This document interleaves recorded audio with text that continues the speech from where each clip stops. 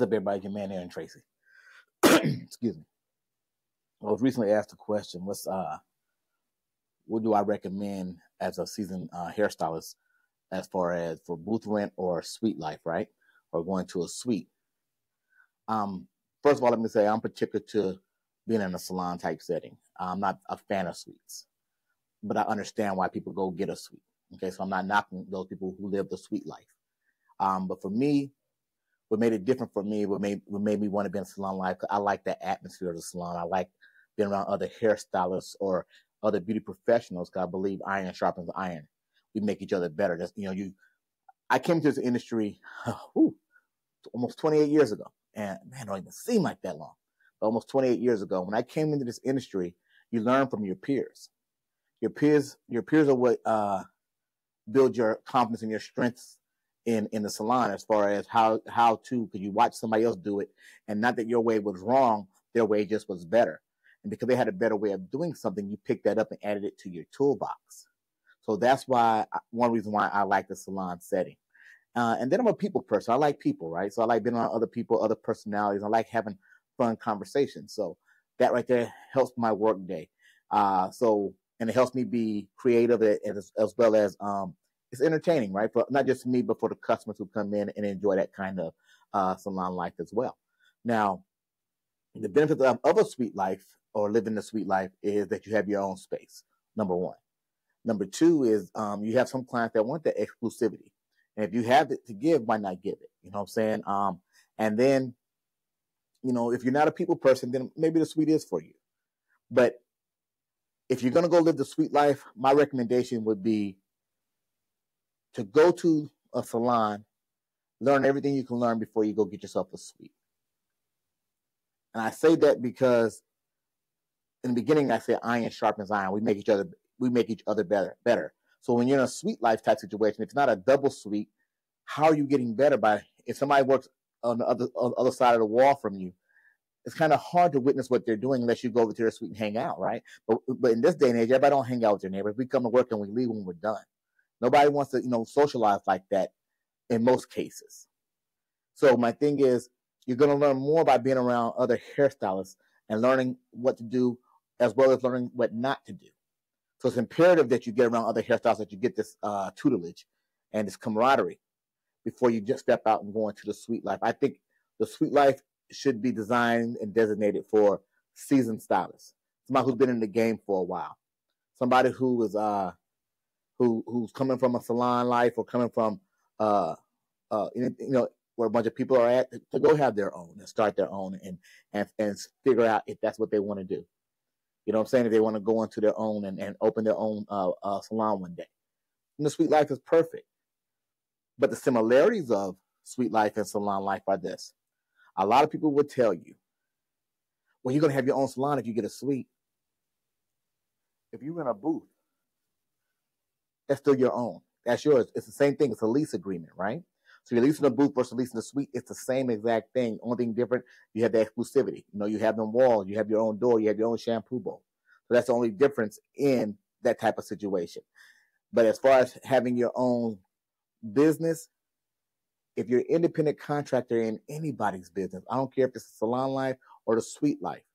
If you have your own license and you're running your own business, you are a business. Matter of fact, I recommend that every hairstylist who is not working under salary or commission under somebody else get their LLC or get their S-Corp or whatever it may be and make it a business, because that's exactly what it is, a business.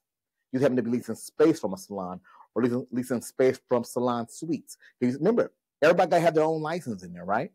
In a salon suite. You can do the same thing. You have to do the same thing state board-wise, right? You got to have your state board license. That's you. Using the address of the place that you're leasing is what you're supposed to do. So there's a lot of similarities, and the differences are, for me, it's how well you know what you're doing. Do you need to be around other hairstylists to get better? And I think everybody should have a mentor. No matter what industry you're in, we hear that, right? Everybody should have a mentor. Everybody should have somebody who sees into them and shows them the ropes, right? And give them advice on how to move and how to maneuver. And a lot of times, a lot of us in this day and age, we don't want nobody telling us nothing because we know it all. I can just Google it. I know it all. No, you don't. There's no better teacher than experience. There is no better teacher than experience, whether experience was a win or a fail. Let's take the word fail. A win or a learn. There's no better teacher than that. In this industry, right? I made mistakes in cutting hair. I love cutting hair. I'm a hair cutter, right? I made mistakes, but those mistakes taught me how to not make those mistakes again. It was the experience, right? I gained the experience from making those mistakes. That's what made me better. So now if I got that knowledge, why would I not share it with you in a salon setting? And why would you not take it? To avoid you making the same mistakes. I mean, I'm not saying you're not going to make no mistakes or have some learns in your life, but the ones you can avoid it from somebody who already been through it, why not listen and take that advice? I think that's probably what made me the strong hairstylist in the industry, right? Like I said, I've been doing almost 28 years, and I've been successful and took care of my family, bought houses, cars, whatever, did it all because of this industry, right? So I have some level of success. So now my thing is, what helped me the most were those that seeded into me, those that mentored me. I can name a handful of people who mentored me that made me who I am today. I took pieces of this person, pieces of that person, pieces of that person, pieces of that person in order to become the hairstylist I am today. Mistake when we come out here and we think we know it all.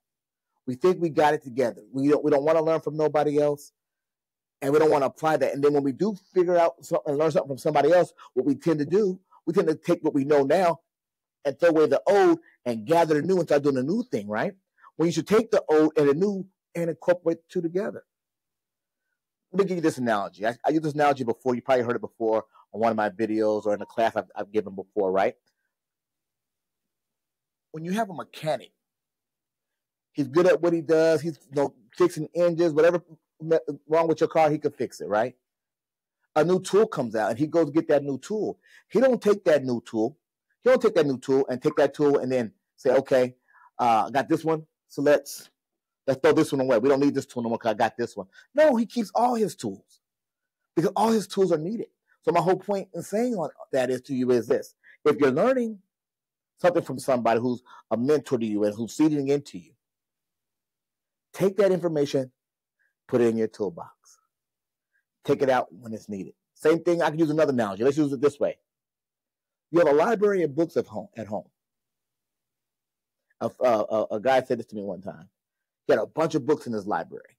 I said, man, you read all them books? He said, no.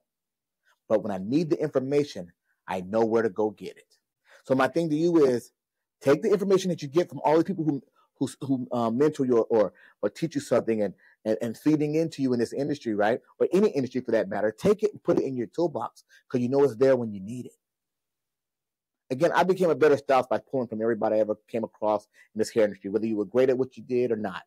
I learned what to do and I learned what not to do because it's all about the learn for me. It's all about me gaining information to be better today than I was yesterday. Chasing greatness. Today's excellence is tomorrow's average. My constant motto.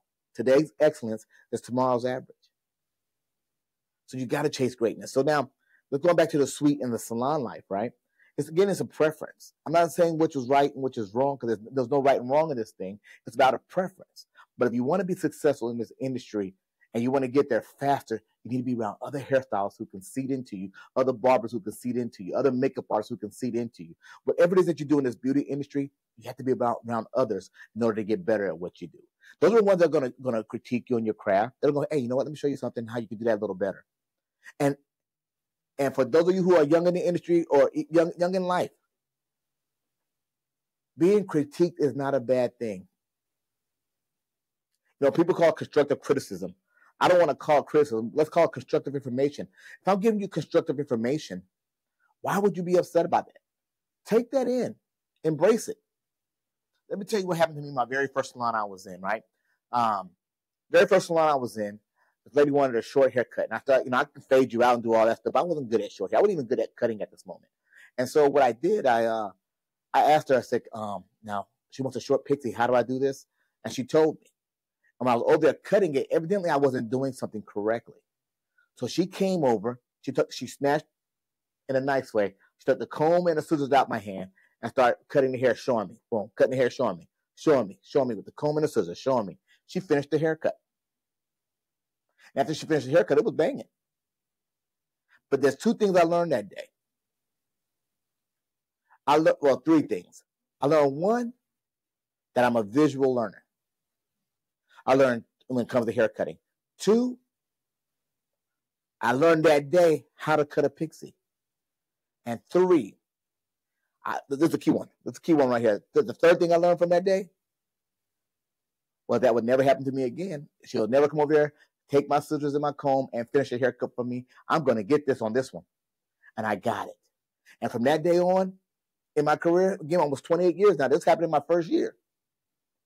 It has never happened again. Nobody had to take my scissors and comb to show me how to cut hair. Because I made it a point upon myself to learn from her, to learn from other people who were cutting hair. If somebody did something new that I didn't know nothing about or I didn't understand, I asked questions. If I was doing something, they say, hey, if you do it like this, it'd be better. You might want to try this. And they gave me that constructive information. I took it. So if you want to be successful in any industry, those that came before you, take that constructive information. Now, understanding there's people out there who are just haters, right? Who are going to try to give you some, always down you. But then you got some people who are telling you them you're going to take it as them downing you. But you got to pay attention. You got to discern what's right, what's wrong. But you got to take that information and listen to them, and just reflect on yourself and see if it is what it is, and then move forward. But this industry is all about growth, continued growth. If you ever stop growing in the industry, then it's time to give it up. Why do you want to do it no more if there's nothing for you to go after, nothing for you to chase? Hope I'm making sense to you. But again, sweet life and salon life, it's a choice. It's a preference. I should say it's a preference. And I would say try them both. See what best suits you. I would never tell somebody to go sweet life. I would never tell somebody to go salon life, but I can tell you what I prefer. I prefer salon life. And the way my studio's set up now, right, or the salon, I call it the studio because it's more of a studio for me. But I got this room I'm in right here, and there's 2 stations here. You go down this hallway and this door behind me, there's 2 more stations back there. So even though it's a salon setting, it gives a sweet life type of feel to it, to where it does give it some separation. The shampoo bowls are in the back room, the shampoo suite, right, or the shampoo studio. And so with all that being said, I understand that the sweet life is appealing to a lot of people. So when I saw this building, I said, I'm going to do my own thing. It gave me that sweet life type of feel, but you still had that camaraderie where you're still in the same building or the same office space, even though there's some separation by walls, right, and doors. But this one hallway usually stays open, and you just walk right back and forth. So, and then you're shampooing back in the back studio, right, the shampoo studio. And so there's 2 stations back there. So therefore, you still feel like a close knit family. You still feel like a team. You still feel like a team. And so that's what I dig about this space that I'm in. And so, that way, if you want to come out, check out my space, and come and see if we have 2 spaces available. So if you're interested, you can come check us out, and you can come see if how it suits you and how you like the vibe. Okay? Again, it's your man, Aaron Trace here. I rock here at the studio. Again, thank you guys for rocking with me.